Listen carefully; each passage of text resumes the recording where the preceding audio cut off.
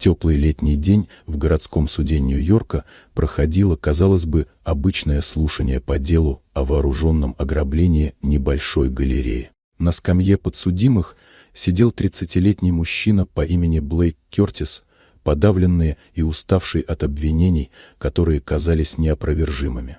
Среди немногочисленных свидетелей находилась Сандра Уилсон, 42-летняя женщина, которую вызвали лишь потому, что она видела две фигуры возле здания в ночь преступления. С собой она привела свою 10-летнюю дочь по имени Мия. Девочка сидела в зале, сжимая в руках старенькую игрушку, и без особого интереса наблюдала за происходящим.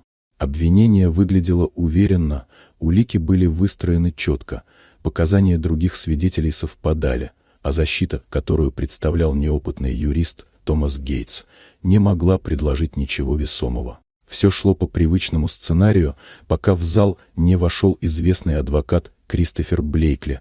Его пригласили консультировать сторону обвинения. В этот момент Мия вдруг напряглась и перестала вертеть в руках игрушку. Ее взгляд приклеился к Блейкли. Сандра, сосредоточенная на собственных мыслях, не придала этому значения. Заседание продолжалось, и вскоре Сандра дала краткие показания, слышала шум, видела людей, но лиц разглядеть не смогла.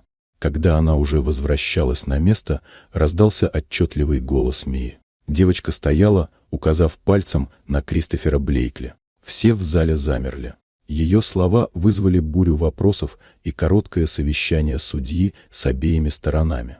В отдельной комнате Мия пересказала, что той ночью видела мужчину в темном костюме возле галереи. Она запомнила блеск его дорогих часов, услышала, как он торопил другого человека. Эти детали, неожиданно для всех, совпали с редкими фрагментами записей с уличных камер. На видео действительно был заметен высокий мужчина в костюме, который незадолго до преступления стоял возле здания и разговаривал с кем-то в тени.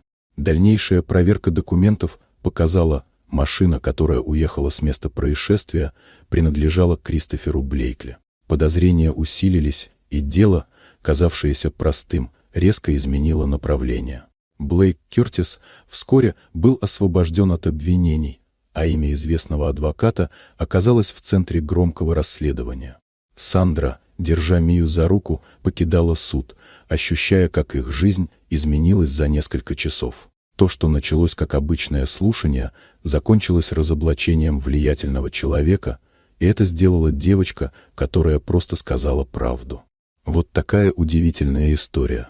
Дорогие друзья, если вам понравилось видео, поставьте лайк, а также подписывайтесь на канал, впереди еще много интересного.